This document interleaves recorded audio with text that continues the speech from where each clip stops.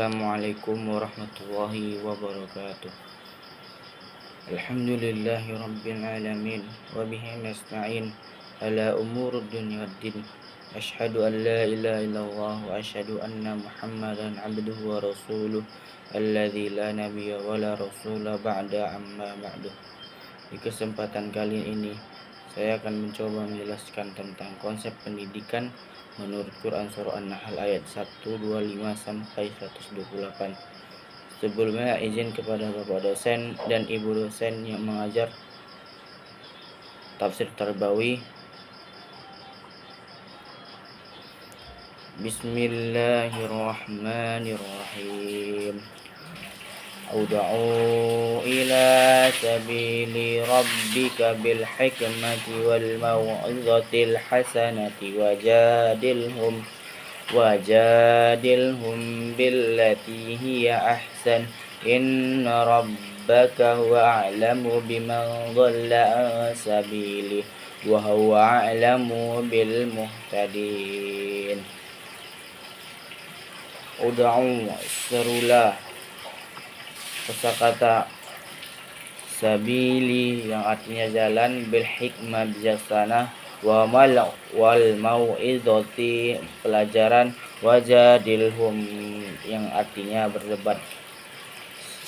Arti keseluruhannya yaitu seluruh manusia ke jalan Tuhanmu dengan hikmah dan pengajaran yang baik, serta debatlah mereka dengan cara yang lebih baik. Sesungguhnya Tuhanmu dialah yang paling tahu siapa yang tersesat dari jalannya, dan dia pula yang paling tahu siapa yang mendapat petunjuk. Quran Surah An-Nahl ayat 25.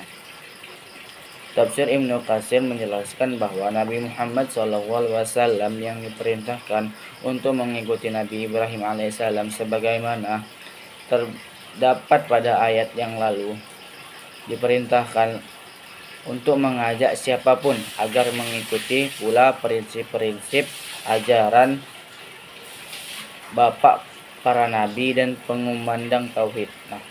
Ayat tersebut menyatakan, wahai Nabi Muhammad, serulah, yakni lanjutkan usahamu untuk menyeru semua yang engkau sanggup, seru kepada jalan yang ditunjukkan Tuhanmu, yakni ajaran Islam, dengan hikmah dan pengajaran yang baik, dan bantahlah mereka, yakni siapapun yang menolak atau meragukan ajaran Islam, dengan cara yang terbaik. Kemudian ayat ini dapat dipahami oleh sementara ulama sebagai menjelaskan 3 macam metode dakwah yang harus disesuaikan dengan sasaran dakwah terhadap cendekiawan yang memiliki pengetahuan tinggi. Bahwasannya diperintahkan untuk menerapkan mau'izah, yakni memberikan nasihat dan perumpamaan yang menyentuh jiwa sesuai dengan taraf pengetahuan mereka yang sederhana. Kata hikmah ini antara lain berarti yang paling utama dari segala sesuatu, baik pengetahuan maupun perbuatan. Kemudian ada pakar tafsir Al-Biqaih menggarisbawahi bahwasannya Al-Hakimi, yakni yang memiliki hikmah, harus yakin sepenuhnya tentang pengetahuan dan tindakan yang diambilnya, sehingga dia tampil dengan penuh percaya diri, tidak berbicara dengan ragu atau kira-kira, dan tidak pula melakukan sesuatu dengan coba-coba. Adapun mau'izah, maka ia baru dapat mengena hati sasaran bila ucapan yang disampaikan itu disertai dengan pengalaman dan teladan dari yang menyampaikannya.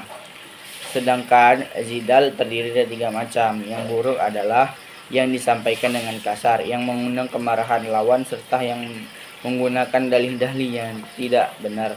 Yang baik adalah yang disampaikan dengan sopan, serta menggunakan dalil-dalil atau dalil walau hanya yang diakui oleh lawan. Akan tetapi yang terbaik adalah yang disampaikan dengan baik, dengan argumen yang benar.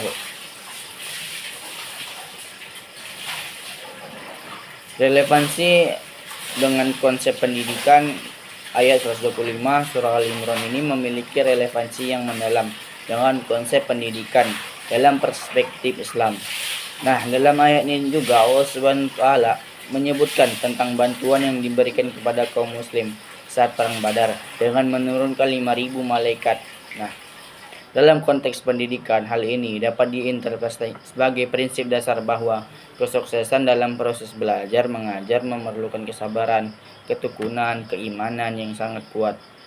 Kemudian dalam jurnal pendidikan agama Islam terdapat nilai-nilai kesabaran dan ketakwaan yang terkandung dalam ayat ini dapat ditransformasikan ke dalam prinsip dasar pendidikan karakter yang menekankan pada pembentukan pribadi yang tangguh dan berakhlak mulia.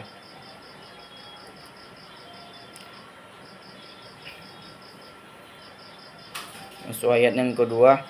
A'udzu billahi minasyaitonir rajim. Wa in aqabtum fa'aqibu bimisli ma uqibtum bih wa la in sabartum lahum khairul lis-sabirin wasbir wa ma sabruka illa billahi wa la tahzan 'alaihim ولا تكن في ضيق مما يمكرون إن الله مع الذين اتقوا والذين هم محسنون. Aqabtum yang artinya kamu membalas, fa'aqabu maka balaslah, bimisli setimpal. Nah, jika kamu membalas, balaslah dengan balasan yang sama, dengan siksaan yang ditimpahkan kepadamu. Sungguh, jika kamu bersabar, hal itu benar-benar lebih baik bagi orang-orang yang sabar. Quran Surah Al-Nahl ayat 126. Dan bersabarlah Muhammad, dan kesabaranmu itu semata-mata dengan pertolongan Allah. Dan janganlah engkau bersedih hati terhadap kekafiran mereka, dan jangan pula bersempit dada terhadap tipu daya yang mereka rencanakan. Quran Surah An-Nahl ayat 127. Sungguh Allah beserta orang-orang yang bertakwa dan orang-orang yang berbuat kebaikan. Quran Surah An-Nahl ayat 128. Tafsir Ibnu Katsir juga memberi pengajaran bagaimana cara-cara berdakwah. Nah, Tafsir Ibnu Katsir juga membalas jika kondisi telah mencapai tingkat pembalasan, bagaimana cara menghadapi sasaran dakwah yang diduga dapat menerima ajakan tanpa membantah atau bersikeras menolak, serta dapat menerima ajakan.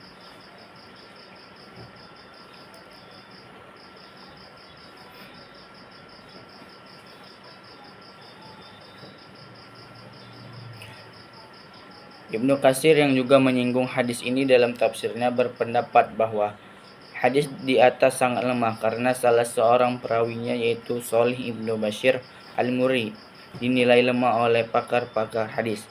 Memang tidak mustahil ada keinginan hati untuk melakukan pembalasan. Tidak mustahil juga ayat tersebut tidak muncul dalam benak Nabi Muhammad SAW ketika beliau mengucapkan sabdanya, jika seandainya hadis di atas, tapi beberapa saat kemudian beliau teringat pesan Allah Subhanahu wa taala, lalu membacanya untuk mengingatkan semua sahabatnya. Itu diduga oleh sementara sahabat beliau bahwa baru ketika itulah ayat ini turun. Akan tetapi telah turun sejak beliau berada di Mekah, jauh sebelum berhijrah.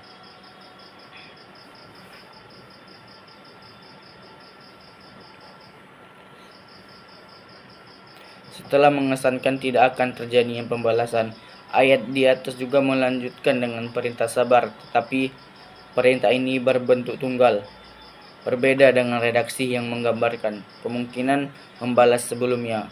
Bentuk tunggal di sini ditunjukkan kepada Nabi Muhammad SAW. Sungguh wajar hal itu demikian karena anjuran untuk tidak membalas adalah yang terbaik, dan ini hendaknya ditampilkan oleh Rasulullah SAW agar dapat diteladani oleh umatnya. Dengan demikian beliau menjadi muhsin dan meneladani beliau. Ayat-ayat di atas juga seakan-akan berpesan kepada Nabi Muhammad SAW, wahai Nabi, engkau adalah pemimpin para muslimin, sehingga Allah pasti bersamamu. Dengan demikian engkau akan meraih kemenangan dan kekalahan akan diderita musuh-musuhmu. Karena itu jangan cemas, jangan bersedih hati, serta jangan pula kesal. Dan jangan juga meminta disegerakan datangnya ketepatan. Allah dan kemenangan didorong oleh cemas sebagaimana kaum musyrikin meminta disegerakan kedatangannya. Siksa terdorong oleh keinginan mereka. Dengan demikian yang dikemukakan oleh Mujahid Ibrahim Al-Hasan Al-Basri dan selain mereka serta menjadi pilihan Ibnu Jarir. Firman-Nya, "Wasbir wa ma sabruka illa billah." Dan bersabarlah hai Muhammad, dan tidaklah kesabaranmu itu melainkan dengan pertolongan Allah, sebagai tekanan dalam perintah untuk bersabar dan sebagai pemberitahuan bahwa siapapun tidak akan mencapainya kecuali hanya dengan kehendak Allah dan pertolongannya serta kekuatannya. Kemudian Allah Ta'ala berfirman, "Wala tahzan alaihim." Dan janganlah kamu bersedih hati terhadap kekafiran mereka. Maksudnya atas orang-orang yang menyalahimu. Sesungguhnya Allah telah menentukan untuk itu. Dan janganlah kamu bersempit dada.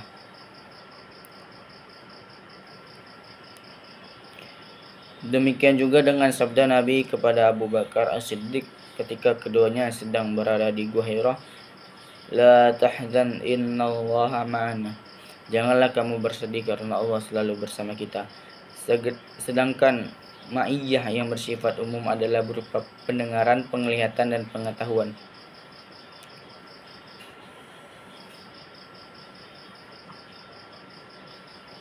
Relevansi Quran Surah An-Nahl ayat 126 sampai 128 memiliki relevansi mendalam dengan konsep pendidikan Islam kontemporer. Pada ayat 126, Allah SWT menerangkan bahwa kemenangan hanya bersumber dari Allah yang Maha Perkasa lagi Maha Bijaksana. Bahwa pertolongan diberikan sebagai kabar gembira agar hati menjadi tentram. Dalam konteks pendidikan, ayat ini mengajarkan tentang pentingnya pendidikan tauhid dan penguatan spiritualitas sebagai fondasi utama.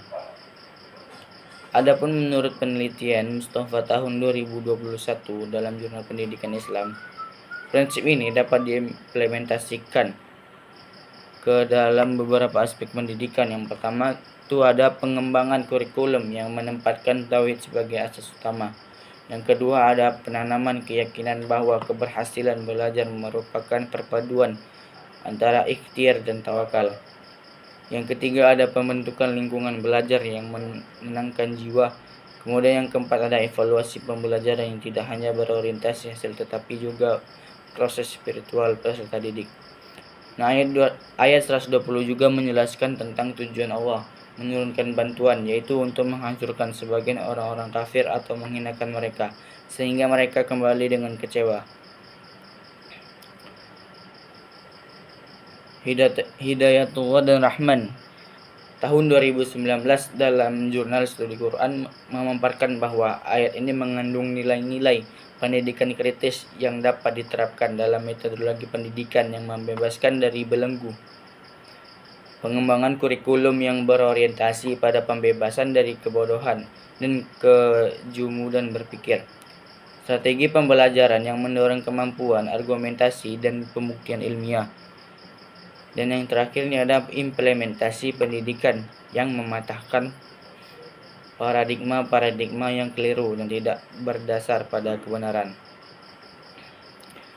Ayat 128 menegaskan batasan peran manusia dalam urusan hidayah dengan ungkapan, "Tidak ada sedikit pun campur tanganmu dalam urusan ini," namun juga menunjukkan kasih sayang Allah yang dapat menerima taubat atau memberikan azab kepada orang-orang yang zalim. Menurut Hamidah tahun 2020 dalam penelitiannya di Jurnal Studi Islam dan Sosial, ayat ini memiliki relevansi dengan aspek pendidikan berupa pemahaman akan batasan peran pendidik sebagai fasilitator hidayah, bukan pemberi hidayah. Kemudian yang kedua ada pengembangan sikap rendah hati dalam proses transfer pengetahuan. Dan yang ketiga ada penanaman prinsip keadilan dalam pendidikan dengan memberi konsekuensi yang sesuai bagi peserta didik. Kemudian yang keempat ada penanaman sikap kasih sayang dan pemberian kesempatan kedua bagi peserta didik yang melakukan kesalahan. Nah, secara keseluruhan rangkaian ayat 126 sampai 128 surah Ali Imran mengajarkan konsep pendidikan yang komprehensif itu meliputi aspek spiritual, intelektual, dan sosial emosional sebagaimana dibahas oleh Fathur Rahman di tahun 2022 dalam Jurnal Pendidikan Agama Islam. Implementasi nilai-nilai pendidikan dari ayat-ayat ini yaitu meliputi pengembangan metode pendidikan yang menenangkan jiwa melalui penguatan tauhid, ada pembentukan pola pikir kritis yang membebaskan dari belenggu kebodohan. Kemudian ada yang ketiga, penanaman kesadaran akan batasan peran pendidik sekaligus tanggung jawabnya. Kemudian yang keempat, pengembangan sistem evaluasi yang adil dengan memberikan kesempatan perbaikan. Nah, penelitian ini di beberapa madrasah menunjukkan bahwa implementasi nilai-nilai Quran dari ayat-ayat ini secara signifikan meningkatkan kualitas pembelajaran dengan indikator penguatan motivasi intrinsik peserta didik dan peningkatan kapasitas guru dalam menjalankan perannya sebagai fasilitator pendidikan. Mungkin hanya itu yang bisa saya sampaikan. Saya tutup dengan Assalamualaikum warahmatullahi wabarakatuh.